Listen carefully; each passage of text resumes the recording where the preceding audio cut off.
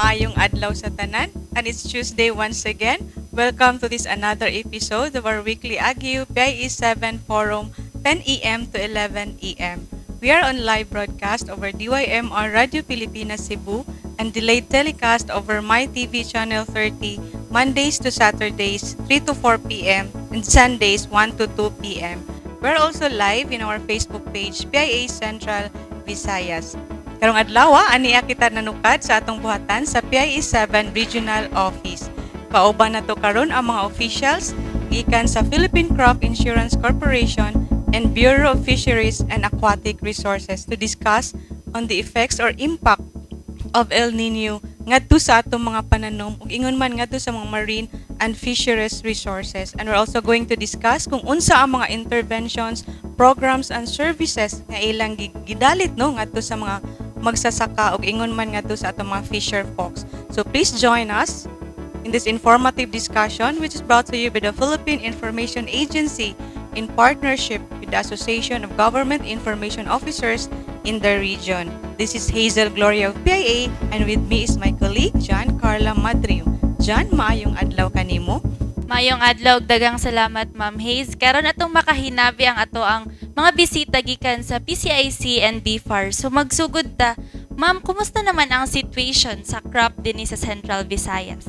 So kung mingon tag kaning usay sitwasyon karon, makaingon ta nga daghan tagtang mga rice farmers, corn farmers nga nag-file og kadaot sa kainit. So mingon tag kanang drought or hulaw, usa na siya ka risgo or in the kaning ibutang nato natural calamities nga appeal sa coverage sa atong rice, corn o high value crop insurance ang kaning drought o hulaw. So dito sa Bohol naatay mga musugod na ko ma'am kung mga pila. Oh. Yes ma'am, okay.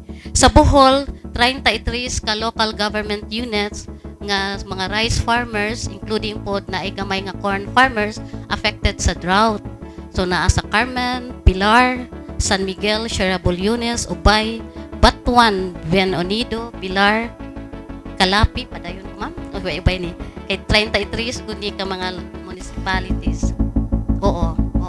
So kani sila nag-file ni sila og claim for indemnity. Mo ni giingon ni Sir John ng mga notice of loss hangyo pagbayad para ma-adjust, ma-adto dito sa among insurance adjuster, mas masunata, makuha nilag pila ang percentile loss, pila ang bayranan sa Philippine Crop Insurance Corporation.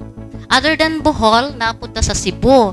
Kani atong Cebu affected kaayo ni ang atong mga corn farmers. Labi na katong nagtanom sa last quarter sa 2018. So nagtanom sila mga November, December, so naigo sila sa mga kaning mga February or April kay umaabot pa ang ani.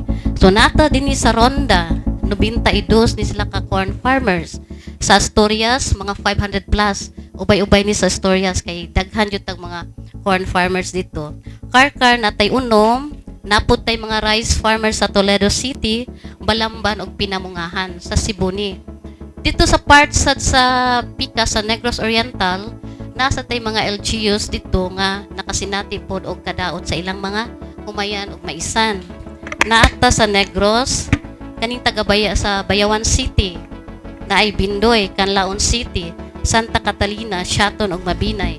Kasagaran unta kaning Canlaon City irrigated ni sila nga farms pero affected gihapon kay medyo nahubsa na pod ang ilang irrigation. Bali sa Unom, yes, sa Cebu, Unom, Bohol, to ang daghan natong exposure sa rice farmers, 33 ka local government units affected. How about sa Siquijor, ma'am? Siquijor, karon wala sila nagplant karon. Ang atong nabayra na sa Siquijor, katupang plant nga 2018 nga planted nila. Then adjust na og nabayra na namo. Karon ang ilang planting pa is pareha gyapon sa northern part sa Cebu, ang Bantayan, Santa Fe, ato pa na sila May na po na sila ilang planting May and June. So wala tay exposure. Na exposure na to sa crops sa corn sa Cebu katong nagtanom sa last quarter bali sa usa ka tuig tulo ang ilang cropping season. So nagtanom sila November, December, January, so diha na igo. Kay per record na mo nagsugod ang atong drought last quarter sa 2018 hangtod karon. Yes, Sir Jun. Mayo kay guys ko ta sikihor no kay bisan gamay ang sikihor natay mga almost 49,000 farmers nga nalista sa RSBSA. So atong panikamutan nga ato nang ma-insured ka ng mga gidanos mga mag-umag mga nagat. Pero gikan sa Enero hangtod karon doon na po tayo mga records nga ato nabayaran sa sikihor.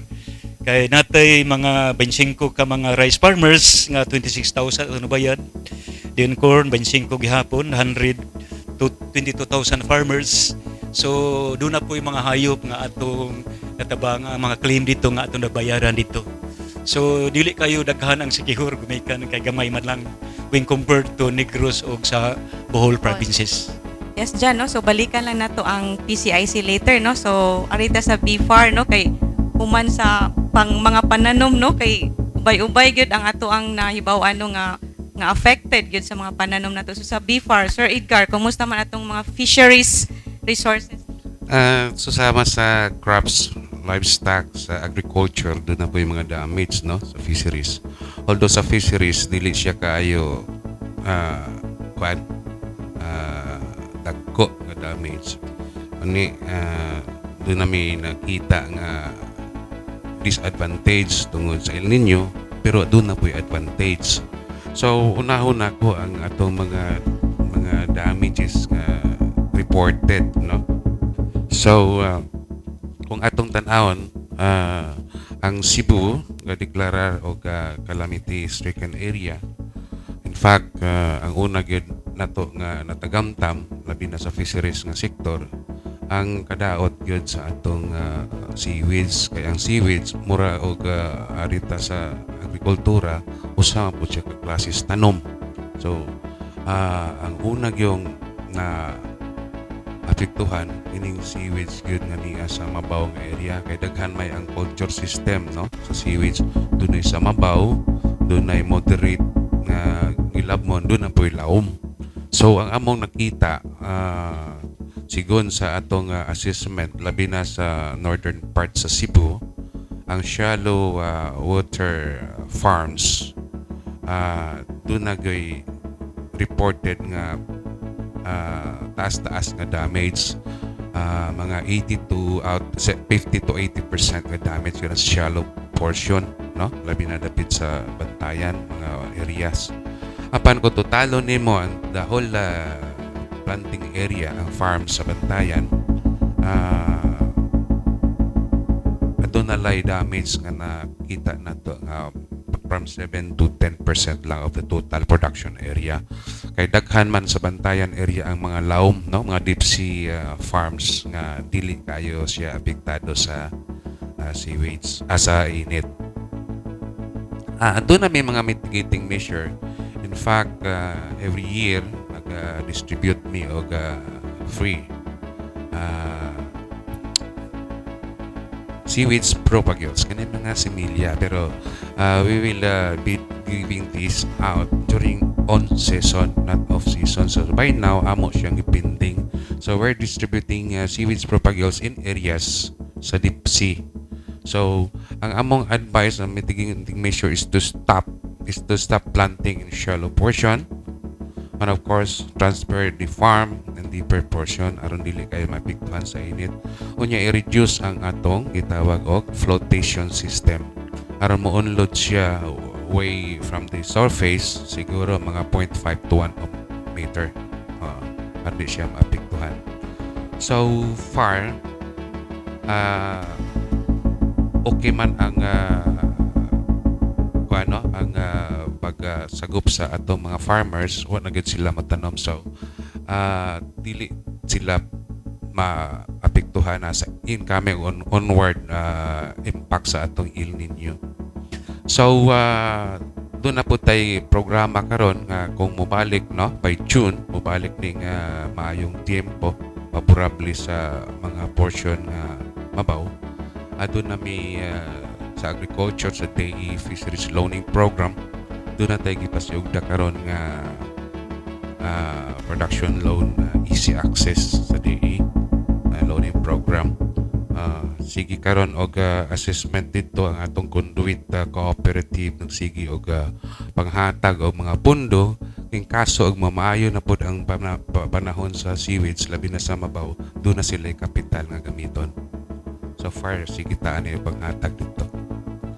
So anhita sa kuan pod fish pond area do na pud may reported nga mga mortality especially during months of February, March nga medyo ubos ang tubig no ay siya matod pa ang atong tide so daghan reported nga fish pond nga dunay mortality so ang advice namo diha is if this is due to oxygen deficiency and increase of temperature of pond water so ang among kuan diha recommendation is if the commodity or the fish are still on fingerling stage i-share lang nimo i-reduce nimo ang stocking density this time kung marketable na siya conduct partial harvest say for example iwanan lang nimo ang 50% i-harvest nimo then ipadayon nimo ang culture so that 50% aron mabawi nimo puhunan. So unya we recommended really the installation of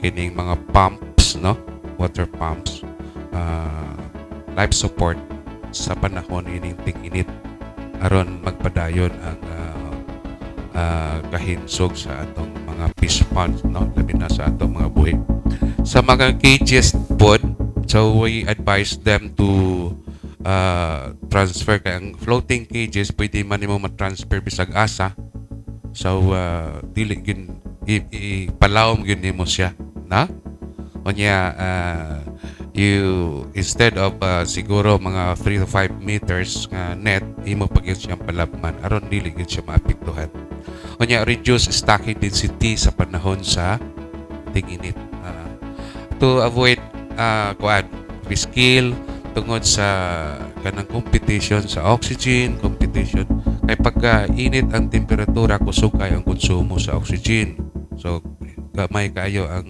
oxygen daghan sila so posibleng mamatay sila so pareha ra pod sa fish pen na i-reduce gihapon nato ang atong stocking density so to avoid damage so mo na mga gikaingon ko nga medyo negatibo nga impact sa atong El Nino.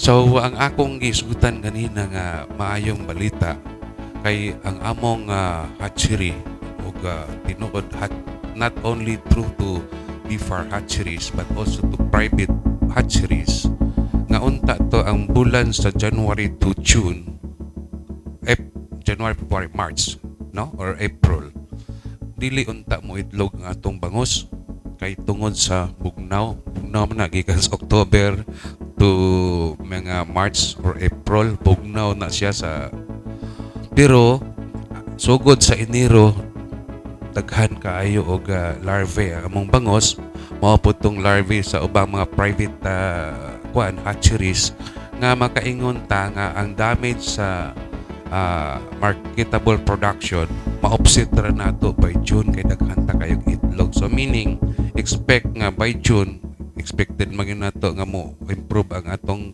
ulan posible nga daghan ta og production mabawi ra nato no so ang atong production targets posible pa nga mo excel ta because of this phenomenon nga imbis nga negatibo siya na himo siyang positibo sa hatcheries labi na specifically sa bangus.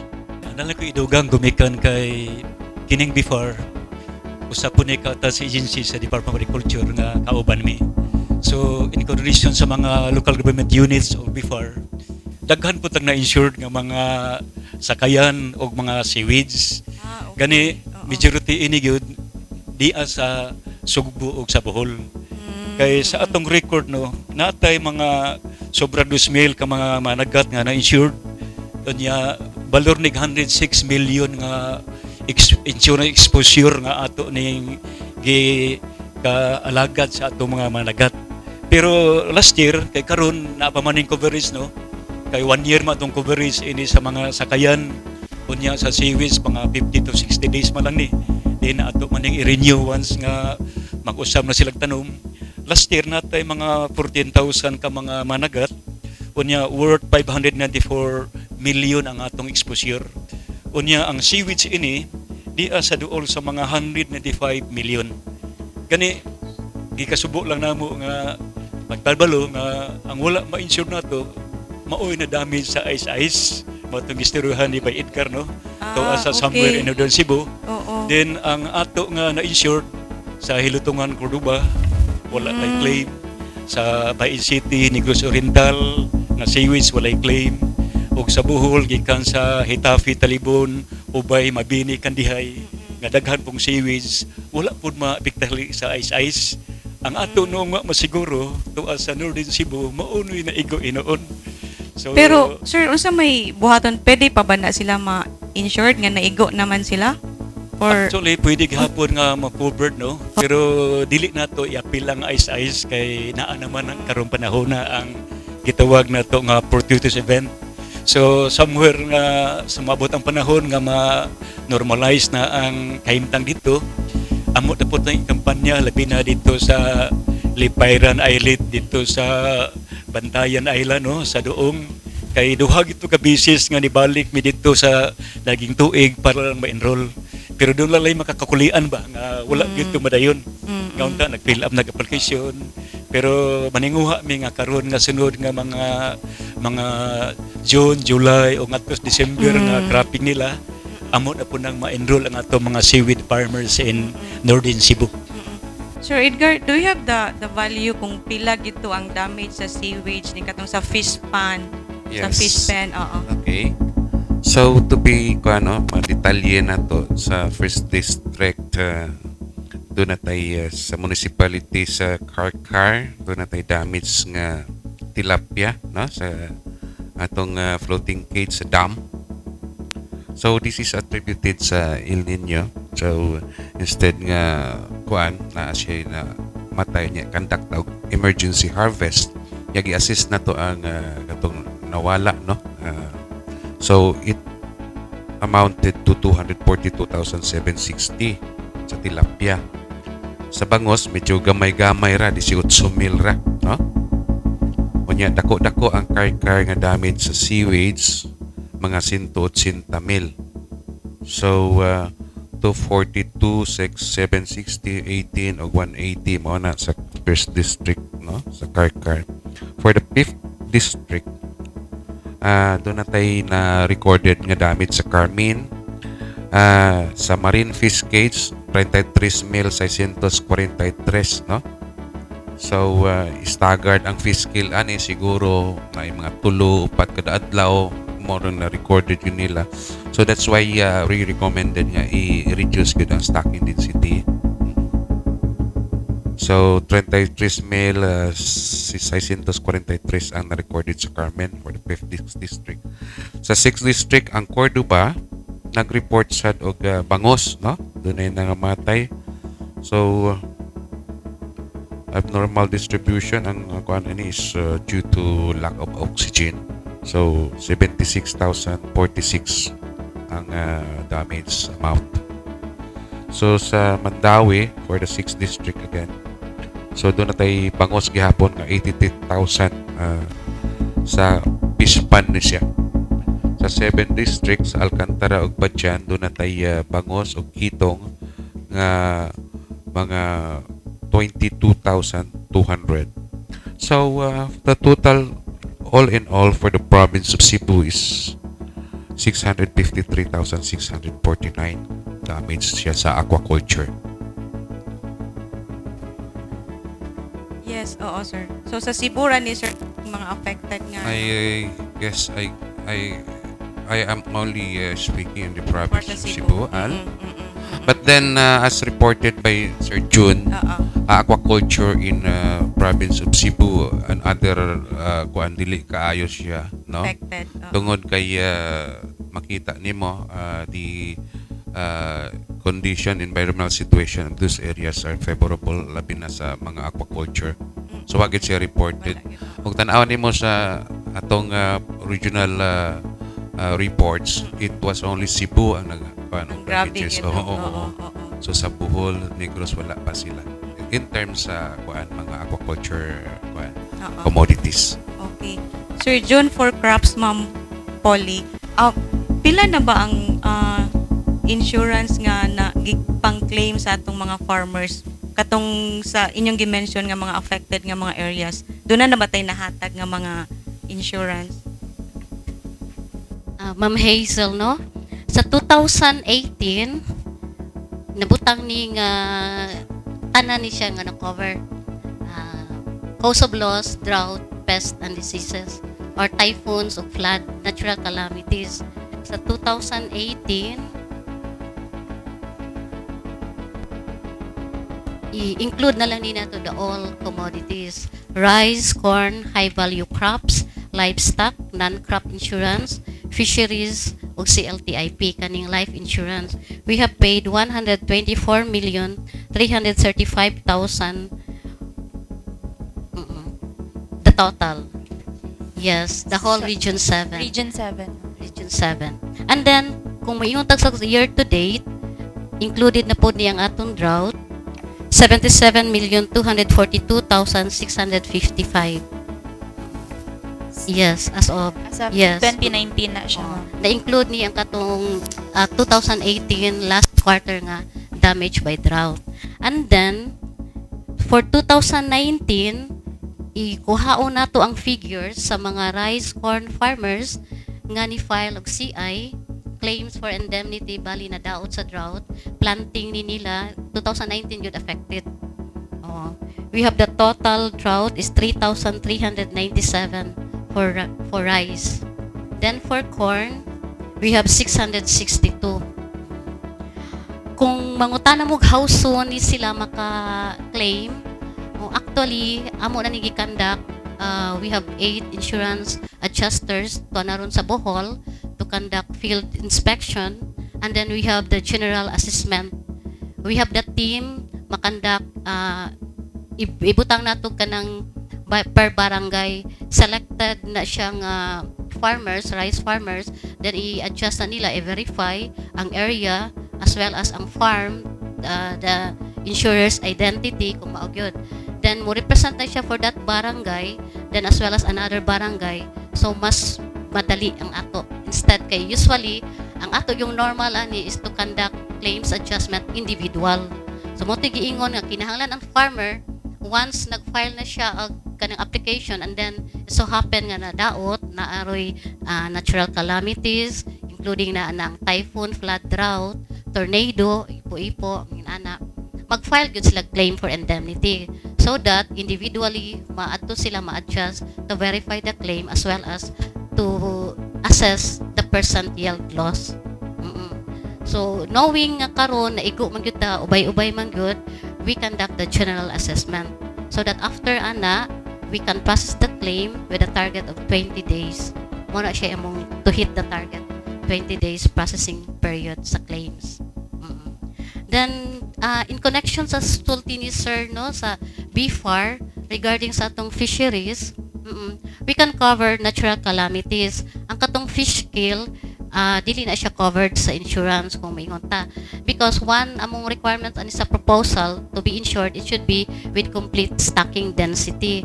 Oo, so mo tong giingon si sir nga dili good overstocking kay mauna ang hinungdan pod nga overpopulated, then kung naay kainit, correct na siya. And then for the seaweeds, covered sa taana sa natural calamities kay kung maingon tag typhoon, so kung ma-wash out na siya, covered na siya. Then for the ice disease, we can cover that only 60% lang atong indemnity, sir. So for example, in one area niya is 10,000 niyang amount of cover, then madaot siya og ice disease. So only 60% of 10,000 ang among i-assess, less deductible of 10%.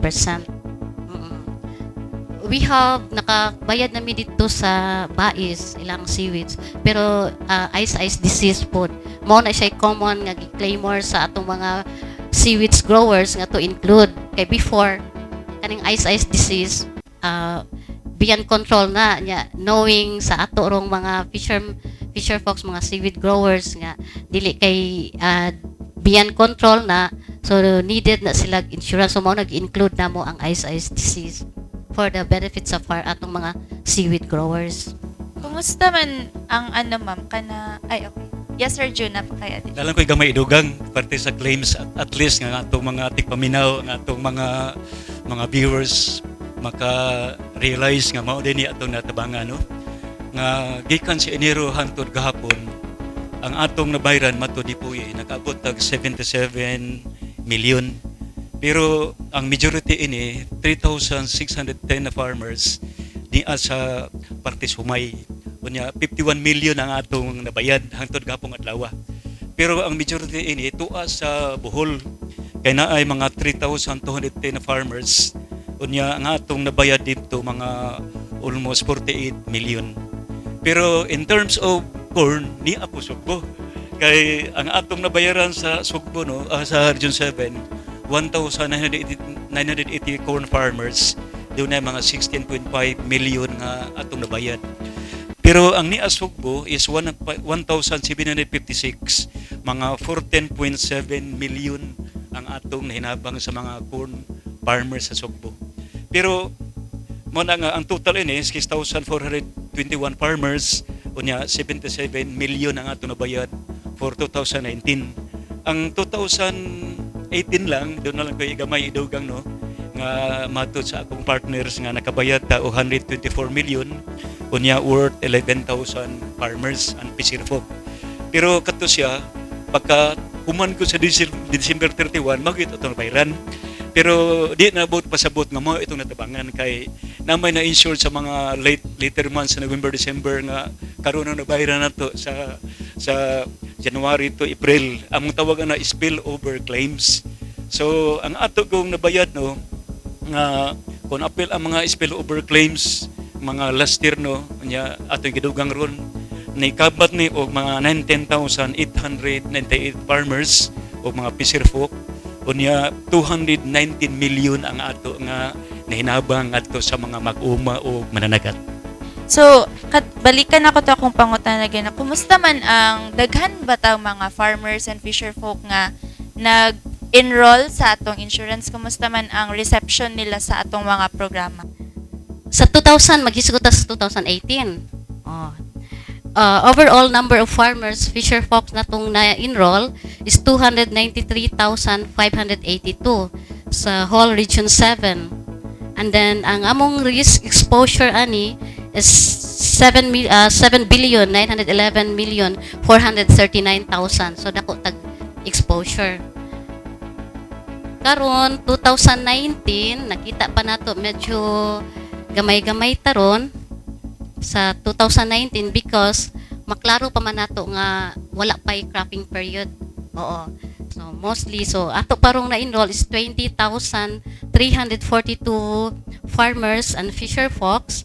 Then amount of exposure na mo is 711,490,000. Ang premium pa namo nga na-generate is 25,567,000. So may expect me ani kay with a total of 283 million tong among target na premium. So expect ta ani para sa cropping season sa June up to December. Thank you, Ma'am Polly.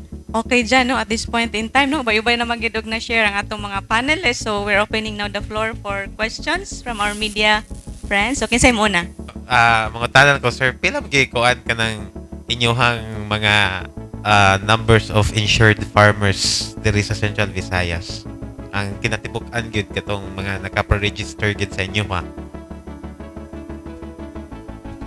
Or unsa man na siya every cropping season di mo inyuhang ipa-insured inyuhang mga crops or pa-member na mo or insured na mo da ana one time lang or kadaghan na magkuan? Nindot nga pangutana no kay kinigong atong programa sa crop insurance ug mahimo delete ng crop kay mingon sila nga crop unya mo insure mo baktin mo insure mo baboy. So karon makaingon ta nga name it we have it. So sa tanang mga nagtanom og humag mais atong ma-insured no by cropping na siya. O gikan sa pagtanom ngadto sa pagsanggi or pag-harvest no pag-ani pag-abis unya napay pagkapina na nga death benefit in kaso kung mamatay ang farmer o mga nagat kay edad siya o 15 to 80 years old o correction lang ho rice and corn farmer no na death benefit no so natay itawag nga 10,000 nga ato hinabang regardless of the cause of death then ang amo lang di pwedeng makas-advance ang 10,000 so mamatay ko siya may hinabang ta. Then, libre ni siya, wa na premium for rice and corn farmer. Then, from planting to harvest sa po ni siya. Then, doon na po tayo gitawag nga term insurance, na tayo accident insurance for 1 year ni siya para sa tao. Then, na po tayo loan insurance, depende sa gidagoyon, 3 months ba, 6 months ba, 1 year ba. Then, na po tayo gitawag nga life insurance sa itong mga mag-umang managat from 15 to 20 years old. Pero mukuot na sila, mabayad na, kaya kinidili na ni libre. Ilan na po ang counterpart or equity ang premium. Pero other lines, libre ni siya. Then, kung arkas mga high value crops, depende po na siya kung mga long-term crops, sama sa kapi sa tuburan, atong na-insure to 1 year ang coverage, mga kakao. Pero other high value crops, sama sa mga utanon, mga 3 to 4 months, depende sa klase sa high value crops. Kay other than rice and corn, ato na gitawag nga high value crops. Then, ang seaweeds, mga 50 to 60 days. Pero ato po nang i-renew after sa usa ka cycle. Na uban tag 4 to 6 cycles per year sa seaweeds. So then, kung ari sa livestock, kung breeding, na tayo 1 year nga coverage. Pero katong mga swine fatteners, mga 4 to 6 months. So, depende ni sa klase sa atong gitawag nga kanang gitawag nga commodity or insured. Ang sakayan namatay libre nga insurance pud no sa mga fishing boats, labi na to mga boat R nga ilang gipang atag sa mga managat no. Insured gihapon to, walay beranan. 40,000 ang atong insurance coverage matag usa ka motorized nga kayan. Pero katong mga baruto or katong bangka lang mga 5,000 ang atong coverage. Pero ang Cebu Provincial Government di magpadaog ang ila po'y 15,000 ang ilang coverage sa probinsya. So tinuig po ang atong coverage na brad. Depende sa ato nga matang sa ato nga insurance package sa mga mag-uma o managat. In short, ang farmer kung naa siya'y rice, naay corn nga tanom, napag high value crops, mga utanon, then napag siya'y binuhing hayop, pwede siya maka-avail. Ang Cebu libre, how about sa uban nga mga provinces? Nindot nga pangutana kay ang Sugbo mamagyo niya ang the only province in the Philippines nga naghatag og libre nga insurance coverage sa atong mga mag-umang managat. Pero wala apil ang Cebu City. Other cities except Cebu City, mga kulungsuran, among iawhag ang tanang mga managat og mga mag-uma nga dool mo sa atong local government units or mga accredited nga mga farmer organizations, associations, cooperatives kay pwede silang mapil nga libre no magpa-enroll lang sila unya tanan pong mga klase tanom ug hayop insured apil pa ini ang gitawag nga accident insurance sa atong mag-umag managat insured sila up to 50,000 per year kada managat unya ang ubang probinsya maka-pahimulo sila sa libre katong gingon ako nga RSBSA katong Registered System for Basic Sectors of Agriculture nga mo'y atong gipadak-an ron kay natay 286 million nga premium nga atong gamiton para ma-insured lang ang atong mga mag-umang managat no. Then apil ini ang ubang probinsya. So amo silang giauhag nga or gidasig nga apil ini programaha.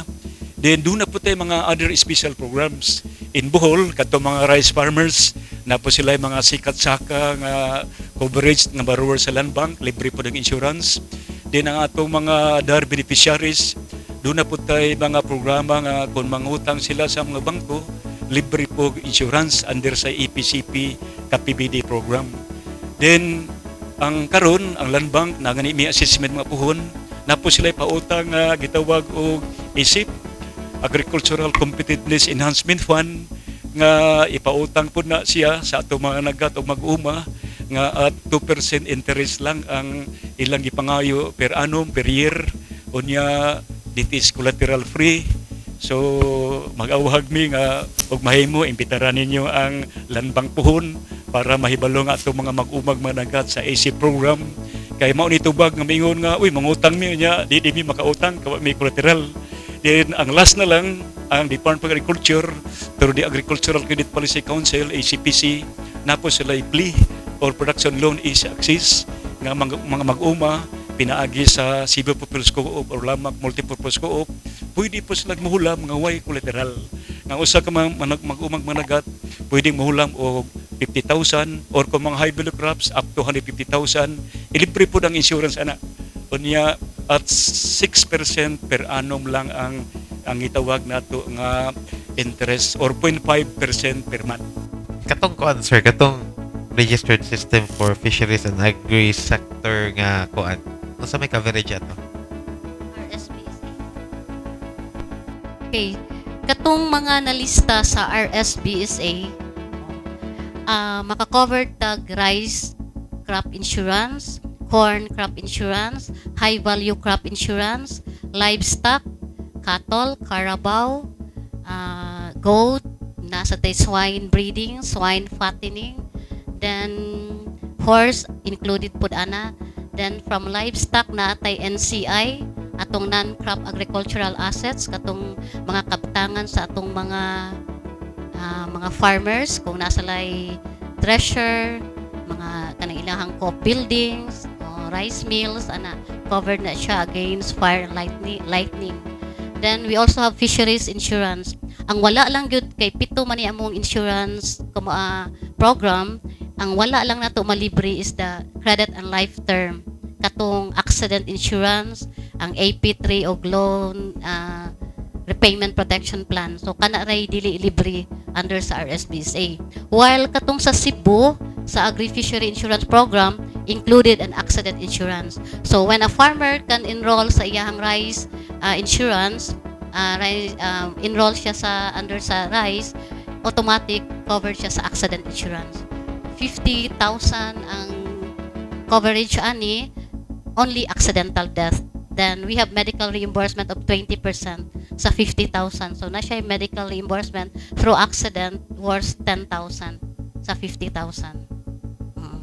Then napasa siya burial nga 2,000. So a total of 52,000 ang coverage sa accident insurance. Wala naman gitay enough time, no? Napopost naman gid ang 1 hour nga discussion, although grabe gid no ang atong discussion, no, kay daghan pa untag mga information no nga ihatag ang BFAR o PCIC. So diyan pangayuan nato sila og closing statement, no sir, ma'am, kung unsa tong mga wala namon na pangutana nga angay nyong ipahibaw sa publiko, so pwede ninyong i-share karon. So diyan unahon siguro nato si Sir Edgar Delfin, ang Provincial Fishery Officer sa BFAR, sir. Bureau of Fisheries and Aquatic Resources nagpasalamat no og mutabang pag-disseminate sa mga impormasyon aron matabangan ang atong mga mananagat. Ang gipadayag dinhi murag nakita nako nga libre no. So walay hinungdan, walay rason nga dili nato tagaan ni siya. Siguro some kind of motivation lang atong mananagat maguma mo adto insurance kay para nako ang mga proyekto labi na sa fisheries expose ka siya sa mga environmental factors. So kinahanglan gyud siya nga dunay seguridad. Dunay mga libre labi na tong gisgutan sa taga PCIC sila Sir June nga libre ang premium. Ako lang pong tagaan og justisya katong ingon ni ma'am nga ang seaweed sa 60% ra ang indemnity. Tungod kay ang seaweeds pag na-damage ang among opisina, mo advise gyud nga kung mabot na gani mga 15% ang damage labi na sa ice i-harvest na siya. So di gyud siya matotal nga damage. So atong mga kaigsuonang mananagat, labi na katong mga sewage growers, karong panahon na kinahanglan mag-inaptik ta nga dili gyud ma-total damage unya kung mahimo i-insure gyud ang inyong mga crops. Okay, sir. Salamat kay Sir Edgar. Next, we have the OIC of Claims and Adjustment Division of PCIC. We have Ma'am Paulita Sikoya, ma'am. Okay. Ang PCIC daghang innovations nga gihimo no para most efficient o effective ang atong service dito sa atong mga farmers as well as atong fisher folks. Nanatay katong smartphone, tablet technology sa adjustment amo ning gibuhat, actual adjustment, then nanatay electronic signature from the farmer para gyud transparent from application up to the adjustment sa pag-claim nila. Then ang latest namo karon, instead ang ilang claim indemnity nga checky ilang dawaton na nami cash card. So wala na siya bayad kung time nga naanay claim, automatic i-less ang payment sa cash card, then ang farmer maka-access na siya dito sa ATMs. Amo lang ning giling sa DBP because naman mi sa DBP easy ang negotiation namo sa regarding sa cash card. So mao na latest namo, eventually atong ma-empower dato atong mga farmers, fisher folk to use the ATM para na sa ilang claims. Dito, no? Kay para dili na sad sila mahasol, di ba? Nga mo Yes, atong paong layo. At least, ang mga Ang ATM encashment, karon kay, oo. correct, Dinara Miss mo, Hazel, oo. oo. Ang encashment ato sa bank, then they need valid IDs to valid IDs, and then others ato sila mga sa mga establishment mamalit nya kuha ag pila ka percent as long as ma-encash lang ilang cheque. Okay. So, Jan, we have the next, no? We have the regional manager of PCIC, Sir Crescencio Deligero, sir. Magpasalamat mi sa atong kauban sa PIA, ang atong mga media practitioners nga taron o ang atong mga igo sa before. Then katong ATM ko no manaingon nga automatic to message. So ang mga farmers ato nagkusasawa ang atong bayad ini. So ang ato lang mag-awahag mi ato idasig ang atong mga mag-umag managat and other agricultural fishery stakeholders nga appeal. Kay kung atong tanawon, there are more than 105 million Filipinos. Then more than 30% of that belong to the agricultural sector. So bisag 30 million na lang mao na atong potential nga mga kliyente sa PCIC. So pagkakaroon nationwide more than 2 million pa lang ang atong na-insured. Then last year mga 293,000 ang atong na-enroll dinhi sa Region 7. So daghan pa ta og hagit ini atong challenge nga ato ning ma-enroll kay sa gaykaingon pa ang atong panguma tablag tsogal nga way kasiguruan. So daghang salamat. So Ma'am Hayes, magpasalamat ta sa atong mga guest usab gikan sa PCIC and then sa Bureau of Fisheries and Aquatic Resources. In behalf of PIA 7, AGIO 7, DYMR Radio Pilipinas Cebu, and My TV Channel 30, we would like to thank our guests again, media friends, for joining us today. O ginaot inyo kaming ubanan sa uban pa namong mga musunod na AGIO Forum every Tuesday, 10 a.m. to 11. Kini si John Carla Madreo ug kauban nako si Miss Hazel Gloria gikan sa PIA 7 magaingon nga sa kasayuran ang kaugmaran. Daghang salamat ug mayong adlaw.